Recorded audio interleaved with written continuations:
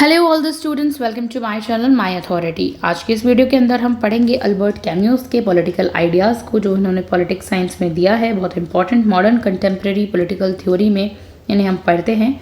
चलिए इनका इंट्रोडक्शन देखते हैं। अल्बर्ट कैम्यूस, जिनका जो ईयर है ऑफ बर्थ 1913 से 1960, ओके, तो वो कौन थे? फ्रांच और अल्जीरियन, यानी फ्रांस और अल्जीरिया से फिलोसोफर थे, दार्शनिक थे, राइटर भी थे, साथ साथ में लिटरेचर में भी, हम इंग्लिश लिटरेचर में भी इनको स्टडी करते हैं, एंड पॉलिटिकल थिंकर थे, यानी राजनीतिक विचारक थे। किस लिए जाने जाते थे? नॉन फॉर हिज कॉन्ट्रीब्यूशन यानी इनका योगदान था टू एग्जिस्टेंशियलिज्म। इनकी एक थ्योरी है एग्जिस्टेंशियलिज्म और अब्सर्डिज्म। तो ये क्या होते हैं एग्जिस्टेंशियलिज्म और अब्सर्डिज्म? सबसे पहले हम समझते हैं कि एग्जिस्टेंशियलिज्म की थ्योरी क्या होती है। जो एग्जिस्टेंशियलिज्म है वो मानते हैं कि जिस इंसान है, कोई भी ह्यूमन बीइंग है, उसका जो जन्म होता है वो किसी से पूछ कर नहीं होता है, ठीक है। वो जन्म लेता है विदाउट बीइंग आस्क्ड, और वो मरता भी बिना किसी से पूछे ही है। बर्थ और डेथ जो होती हैं वो उसके हाथ में भी नहीं होती हैं, और एक तरीके से we can say that life we live in between these poles, और इन दो धाराओं के बीच में जो जीवन है वो हमारे हाथ में होता है। डेथ और बर्थ से हमारा कोई लेना देना नहीं है, okay. There is no god, उनका बिलीव ये है कि कोई गॉड नहीं है, and ourselves need to make meaning out of it. हमें ही इस जीवन को बनाना है, तो ये हमारा जीवन है। एक्सप्लेन यही है हमने किया एग्जिस्टेंशियलिज्म। तो देखिए एग्जिस्टेंशियलिज्म अल्बर्ट कैम्यूस मानते हैं एक बहुत ही सिंपल थ्योरी के तौर पे। जब हम समझते हैं ईजी लैंग्वेज में क्या होता है ये, तो इसमें लाइक यू आर बॉर्न, तुम जन्मे हो, वन डे तुम मर जाओगे, you will die, and you didn't get to choose either of those things, ठीक है। बट व्हाट हैपन्स, क्या होगा? तुम्हारी लाइफ होगी इसके बीच में, उसमें तुम्हें उसे कंट्रोल करना है। तो अल्बर्ट कैम्यूस का मानना है there is no god on higher power, तुम्हारे ऊपर पावर पर कोई गॉड नहीं है। To give us a meaning and purpose, जो तुम्हें कोई मीनिंग दे लाइफ जीने का, पर्पस दे, कोई नहीं है। सो ईच पर्सन, ये मानते कि कोई भी एक भी पर्सन हो, क्रिएट देयर ओन मीनिंग, अपने खुद के मीनिंग बनाओ, ठीक है। अपनी खुद की मीनिंग बनाओ, अपने खुद के आइडियाज़ क्रिएट करो। यही होता है एक एग्जिस्टेंशियलिज्म, अस्तित्ववाद का जो सिद्धांत थ्योरी है, बेसिकली उसका ब्रॉड मीनिंग तो यही है। अब्सर्डिज्म क्या होता है? ये जो आइडिया है अब्सर्डिज्म का, ये एक एग्जिस्टेंशियलिज्म की ही ब्रांच हम कह सकते हैं। और इसके अंदर ये जो ह्यूमन है वो अपने लाइफ के मीनिंग और पर्पस को प्राप्त करना भी चाहता है, लेकिन यूनिवर्स उसका साथ नहीं देता है। यूनिवर्स इस मामले में साइलेंट रहता है, कुछ भी नहीं बोलता है। वो एक तरीके से मीनिंगलेस है, कुछ भी नहीं है। वो कहता है एब्सर्ड है ये आइडिया कि आप यूनिवर्स से कोई होप क्रिएट कुछ भी करें, नहीं, आपको अपनी मीनिंग खुद ढूंढनी है, तो आपको अपनी स्क्रिप्ट खुद लिखनी है। You have to write your own script, okay. तो एक तरीके से ये एक we can say that perspective है ये अब्सर्डिज्म का। ये मिथ ऑफ रिलेटेड है, एंड हम देखते हैं लाइफ इज़ अब्सर्ड का मतलब है कि सब कुछ, नथिंग इज़ क्लियर, कुछ भी क्लियर नहीं है, okay.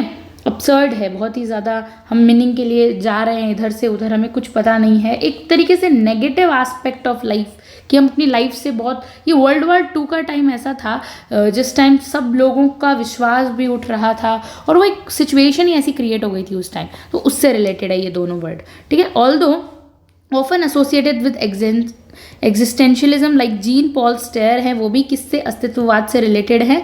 कैम्यूस developed his own unique perspective, लेकिन यहाँ पे कैम्यूस ने अपने खुद के अलग पर्सपेक्टिव डेवलप किए हैं दैट एम्फेसाइज, वो किस बात पर जोर देते हैं? That absurd nature of human, जो ह्यूमन का एब्सर्ड नेचर है, ठीक है, ह्यूमन का existence and the ethical responsibility of individual in a indifferent world. Camus मानते हैं कि ये जो दुनिया है वो बहुत ज़्यादा उदासीन है, उदासीन दुनिया है ये, ठीक है, बहुत ही ज़्यादा, ओके। ये पूरी सोसाइटी ही बहुत ज़्यादा उदासीन है, मतलब कुछ भी नहीं है, कोई भी नैतिकता नहीं है, ठीक है, ये मानते हैं क्या। लेकिन उसी बीच वो कहते हैं कि नहीं, यहाँ पर ह्यूमन की कुछ रिस्पॉन्सिबिलिटी होती है, कुछ नैतिक जिम्मेदारियाँ हैं उस उदासीन दुनिया के अंदर, जो मानव के अस्तित्व की बेतुकी बातों से ऊपर उठकर है, कि ये अस्तित्व ये सब से अलग है, ठीक है। पॉलिटिकली कैम्यूस रिजेक्टेड बोथ टोटलिटेरियनिज्म, जो हम कहते हैं ना सर्वाधिकारवाद, अधिनायक तंत्र, ये सब को वो रिजेक्ट कर देते हैं। और रेवोल्यूशनरी वायलेंस को भी वो नकार देते हैं कि क्या है ये सब, टोटलिटेरियनिज्म और रेवोल्यूशनरी वायलेंस जो हम क्रांति लेकर आते हैं, अहिंसा फैलाते हैं, जो हिंसा फैलाते हैं, उसे नकार देते हैं। किस चीज़ को एडवोकेट करते हैं? इंस्टेड फॉर जस्टिस, न्याय को प्राप्त करने के लिए, like advocating instead for justice, moderation and human dignity, जहाँ पर ह्यूमन की डिग्निटी की बात की जाए उस चीज़ को वो सपोर्ट करते हैं। His ideas were shaped by the political turmoil of his time, और उनका जैसा उनका आइडियाज़ कैसे बन गए थे, जैसी वहाँ उस समय की पॉलिटिकल राजनीतिक सिचुएशन थी ना वर्ल्ड वॉर 2 के टाइम, वैसे ही उनके आइडियाज़ बन गए थे और वैसे ही हमें उनके वर्क में देखने को मिलते हैं। Including world war second, the rise of communism, world war second के समय क्या होता है, कम्युनिज्म का राइज होता है, फैसिज्म का राइज होता है, एंड द अल्जीरियन वॉर होता है उस टाइम इंडिपेंडेंस के लिए, अल्जीरिया के अंदर स्वतंत्रता के लिए। तो वहाँ का क्या होता है, किसी भी विचारक के ऊपर उसकी समाज की जो कंटेम्प्रेरी स्थिति होती है उसका बहुत प्रभाव देखने को मिलता है। आप जब भी पढ़ेंगे तो आपको लगेगा कि हाँ रिलेट कर पाएंगे आप, लाइक मैकियावेली का बहुत उसके टाइम के अकॉर्डिंग हम देख सकते हैं। तो सबका अपने टाइम के अकॉर्डिंग ही विचार होते हैं। फिर हम देखते हैं पॉलिटिकल थॉट और इनकी आइडियोलॉजी, विचारधारा क्या थी अल्बर्ट कैमस की। तो सबसे पहले the absurd and political engagement की वो बात करते हैं। एब्सर्ड, तो कैमस की जो फिलॉसफी है, जो दर्शन है, वो ऑफ द एब्सर्ड के बारे में बात करती है, आउटलाइन करती है in the myth of Sisyphus, जो ये इनका वर्क है द मिथ ऑफ सिसिफस 1942 के अंदर इनका वायदा, suggested that life has no inherent meaning, ये बताता है कि लाइफ के कोई खुद के मीनिंग नहीं होते हैं जो उसमें इनबिल्ट होते हैं, ऐसा कुछ नहीं है। Yet human continuously to seek purpose, लेकिन इंसान जो है भागता रहता है कि लाइफ का क्या पर्पस है, मेरी लाइफ का क्या उद्देश्य है, उसमें वो कंटिन्यूसली भागता रहता है। Instead of disappear he argued, वो कहते हैं कि argue that individual should confront absurdity with defence and creativity. वो कहते हैं कि हमें डिसअपेयर नहीं होना चाहिए, निराश नहीं होना चाहिए, जबकि हमें किस बार पर तर्क दिया गया है कि मतलब हमें बेतुकापन जो होता है ना का सामना, उन्होंने तर्क दिया कि व्यक्तियों को बेतुकापन का सामना, अवज्ञा जो कहते हैं ना हम नहीं मानेंगे इस चीज़ की, और क्रिएटिविटी यानी रचनात्मकता के साथ करना चाहिए, सामना करना चाहिए जो अब्सर्डिटी होती है लाइफ की, यानी कि कुछ नहीं है अगर लाइफ में तो भी उसका सामना करना आना चाहिए। This idea had politically implications, और इसके कुछ राजनीतिक भी ये इम्प्लीकेट होते हैं। Rather than embracing ideological dogma, हमें इस आइडिया को अपनाना चाहिए, ना कि कोई भी राजनीतिक विचारधारा होती है उसको अपना लेना चाहिए बिना किसी भी कारण जाने, तो इसे एम्ब्रेस नहीं कर लेना चाहिए। कैमस believed people should strive for justice, कैमस का ऐसा मानना है कि लोगों को न्याय के लिए प्रयास करना चाहिए, ना कि कुछ भी हो आप अपना लीजिए ऐसे ही नहीं, भले ही उन्हें पता ना हो कि एब्सोल्यूट उन्हें पता नहीं हो कि हाँ हमें लगता है कि जस्टिस प्राप्त करना आसान नहीं है, फिर भी उन्होंने क्या करना है, जस्टिस प्राप्त करने के लिए क्या करना है, ट्राई करते रहना है, ठीक है, स्ट्राइव करते रहना है न्याय के लिए, भले ही उन्हें पता हो कि पूर्ण न्याय तो कभी मिल नहीं सकता, उन्हें ट्राई करते रहना चाहिए। तो ये मानते हैं Camus. His commitment to political engagement was evident. Political engagement क्या होता है, सबसे पहले तो हम समझते हैं कि राजनीतिक भागीदारी, हमें भागीदारी लेनी है राजनीति के अंदर, वो होना भी चाहिए। तो evident in his opposition to oppressive regimes and violent revolutions, वो मानते हैं कि राजनीति भागीदारी के प्रति उनकी जो एक प्रतिबद्धता हम जिसे कहते हैं, दमनकारी, डोमिनेटेड, ऑप्रेसिव जो हमारे ऊपर शासन होता है, वो हिंसक क्रांतियों के प्रति उनके विरोध में स्पष्ट दिखाई दे रही है हमें। He rejected both capitalist and communist extremes, वो इस चीज़ को मतलब कैपिटलिस्ट और कम्युनिस्ट एक्सट्रीम्स जो होती है विचारधाराएं जो है उसे नकार देते, खारिज कर देते हैं, दोनों ही चीज़ों को, पूंजीवादी और साम्यवादी दोनों ही चरमपंथों को जो है वो खारिज कर देते हैं। क्रिटिसाइजिंग स्टैलिनिज्म यानी जो स्टैलिन की पद्धति है उसको भी नकारते हैं, क्रिटिसाइज करते हैं, आर्ग्यू करते हैं। एंड इट्स अथॉरिटेरियन जो उनका एक अधिनायकवाद जिसे हम कह सकते हैं कि ये अपनी अथॉरिटी चला रहे हैं और एक तरह से सब चीज़ों को ये कम्युनिस्ट करना चाहते हैं, सोशलिस्ट करना चाहते हैं, जोर देते हैं, ज़बरदस्ती करते हैं, उस चीज़ को वो क्रिटिसाइज़ करते हैं। And western democracies for their failures in upholding justice, और साथ में वो वेस्टर्न डेमोक्रेसी को भी क्रिटिसाइज़ करते हैं कि वो डेमोक्रेसीज क्या है, फेल है क्योंकि वो जस्टिस नहीं लेकर आ पाई। तो इस तरह से उनका पॉइंट्स हैं। रिजेक्शंस ऑफ टोटलिटेरियनिज्म, वो रिजेक्ट करते हैं टोटलिटेरियनिज्म और रिवोल्यूशनरी वायलेंस को, अधिनायकवाद को और क्रांतिकारी हिंसा को भी वो स्वीकार नहीं करते हैं। During the mid 20th century की जब हम बात करते हैं, इंटेलेक्चुअल्स इन फ्रांस, जितने भी बुद्धिवादी लोग थे फ्रांस के अंदर, were deeply divided between communism and anti communism. जो फ्रांस के अंदर बहुत इंपॉर्टेंट लोग थे किस समय, 20th सेंचुरी की जब हम बात करते हैं, उस टाइम वो किन दो भागों में बंटे हुए थे। एक वो लोग जो कम्युनिस्ट, जो साम्यवादी विचारधारा को मानते थे, दूसरे जो कि एंटी कम्युनिस्ट थे। ये दो ही विचारधाराएं चलती थी। लेकिन जब हम स्टेयर को पढ़ेंगे ना, तब हम देखेंगे अदर लाइक स्टेयर क्या थे, लेफ्टिस्ट थे, और उनके साथ के जितने भी लेफ्टिस्ट जो थे, जो किस चीज़ का सपोर्ट करते थे, सोवियत स्टाइल की कम्युनिज्म का सपोर्ट करते थे, while Sartre and the other leftist supported Soviet style. वो लोग सब क्या करते थे, जो लेफ्ट विचारधारा के थे, वो सोवियत स्टाइल को सपोर्ट करते थे as a path of social justice, कि आप जब सोवियत स्टाइल को अपनाओगे ना, तभी आप सोशल जस्टिस को प्राप्त कर पाओगे। कैम्यूस टुक अ डिफरेंट स्टैंड, लेकिन कैम्यूस ने दूसरा एक तरीका अपनाया था, अलग रुख किया अपना। तो उसका हम देख सकते हैं, एक बुक है द रेबल 1951 में, ही क्रिटिक्ड बोथ फैसिस्ट, वो फैसिस्ट क्या होता है, फांसीवादी जो लोग होते हैं, कम्युनिस्ट आइडियोलॉजी को भी उन्होंने नकारा, दोनों को ही, फैसिस्ट को भी नकारा और कम्युनिस्ट को भी उन्होंने नकारा। आर्ग्यू करते हैं कि दैट रिवोल्यूशनरी वायलेंस, जो हिंसा होती है, क्रांतिकारी हिंसा, often leads to new forms of operation. ये सब क्या है, केवल और केवल हिंसा जन्म देती है कि एक कोई नया समाज में उभर कर आ जाएगा जो हम पर शासन करेगा। वास्तव में जस्टिस नहीं ला सकते ये सब चीज़ें, वो इस बात पर बहुत जोर देते हैं। Camus made a distinction between rebellion and revolution. Camus जो है ना, वो इन दोनों में, दोनों ही तरीके से एक वर्ड आते हैं दो, इनके बीच में वो क्या करते हैं, वो कहते हैं कि रेबिलियन और रिवोल्यूशन में भी अंतर होता है। क्या अंतर होता है देखते हैं। यानी कि आप देख सकते हैं कि विद्रोह है, एक है क्रांति जिसे हम रिवोल्यूशन, जैसे कि भारत के अंदर हुआ था 1857 का फेमस, तो ये है क्रांति। एक होता है क्रांति और एक होता है विद्रोह। ठीक है, विद्रोह और क्रांति। विद्रोह जो होता है, इन हिज व्यू, वो मानते हैं इज अ मॉरल एक्ट, कि होना चाहिए, एक अन्याय के खिलाफ होना चाहिए, नैतिक है, अगेंस्ट इनजस्टिस। अगर आपके साथ अन्याय हो रहा है ना, तो विद्रोह कीजिए। That seeks to affirm human dignity, ये कार्य मानव गरिमा को बनाए रखता है। और एक है revolution, on the other hand often replaces one from tyranny. ये ना रेवोल्यूशन को अच्छा नहीं मानते, वो कहते हैं कि क्रांति अक्सर एक प्रकार के अत्याचार से दूसरे प्रकार के अत्याचार के रूप में चली जाती है। आप मान लीजिए एक ऐसा ग्रुप है जिसके प्रति क्रांति कर रहे हैं, ठीक है, क्या है, उसकी जगह दूसरा ग्रुप आ जाएगा जो आप पर शासन करेगा, तो वो ऐसा मानते हैं। Seen in France and Russian revolutions में ऐसा देखने को मिला था। फिर हम पढ़ते हैं हिज रिजेक्शंस ऑफ वायलेंस, वो जिस तरह से हिंसा को नकारते हैं, extended to the Algerian war.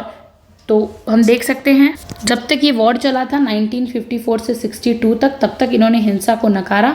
Where he condemned both France colonial operation and the violent tactics of national liberation front. इन्होंने फ्रांस कॉलोनियल ऑपरेशन जो था, इनमें दोनों के टैक्टिक्स को बहुत ज़्यादा इग्नोर्ड किया था, नकारा था। यानी कि वो जो फ्रांसीसी उपनिवेशिक उत्पीड़न और नेशनल लिबरेशन फ्रंट जो है कि हिंसक रणनीति जो थी, दोनों की निंदा करते थे, नकारते थे। This position made him unpopular with the both France right and the Algerian independence movement.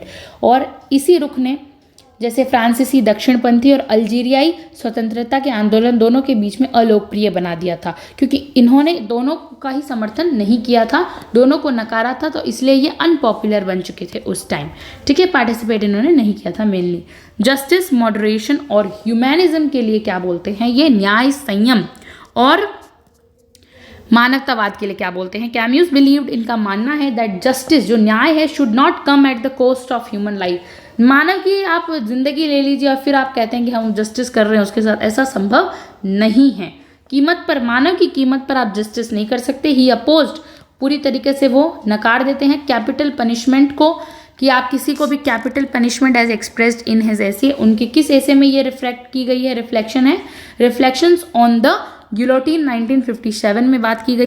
वो मृत्यु दंड का ना जो बहुत विरोध करते हैं, मृत्यु दंड मत दीजिए आप, जैसा कि उनके एक रिफ्लेक्शंस इसमें देखने को मिला हमें, arguing that the state had no moral right to take life, कि स्टेट के पास कोई मॉरल राइट नहीं है, उसके पास कोई नैतिक अधिकार नहीं है कि वो आपके जीवन को छीन ले आपसे।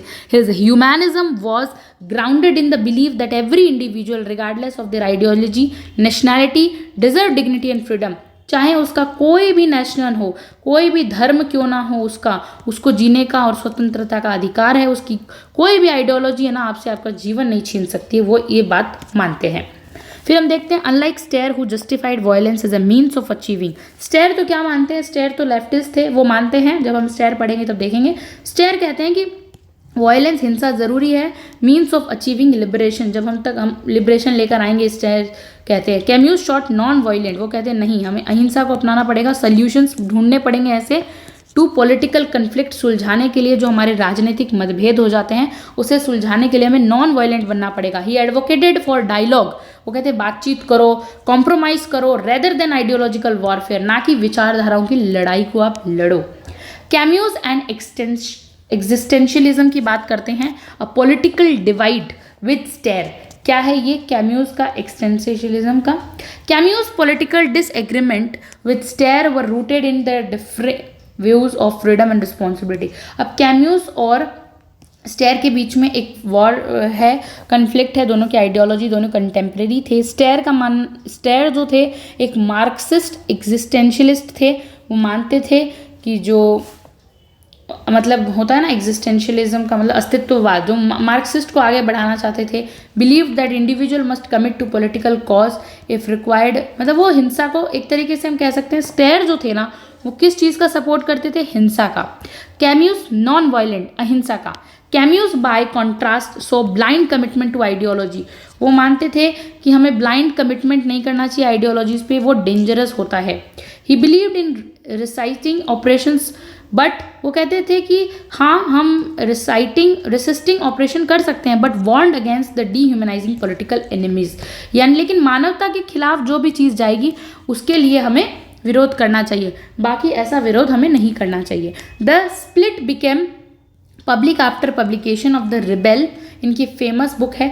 वर कैम्यूज क्रिटिसाइज्ड मार्क्सिस्ट रिवोल्यूशनरीज, उन्होंने मार्क्सिस्ट रिवोल्यूशनरीज को क्रिटिसाइज किया है कैम्यूज ने, फॉर जस्टिफाइंग मास किलिंग, क्योंकि ये जो मार्क्सिस्ट लोग हैं वो मास किलिंग पे बिलीव करते हैं, इतनी हिंसा फैलाने पे बिलीव करते हैं, इसलिए कैम्यूज उन्हें क्रिटिसाइज करते हैं, आलोचना करते हैं। Sartre responded by denouncing Camus, Sartre respond करते हैं कि जो कैम्यूज है वो उसको अच्छा नहीं मानते हैं, leading to one of the most famous intellectual fates of the 20th centuries.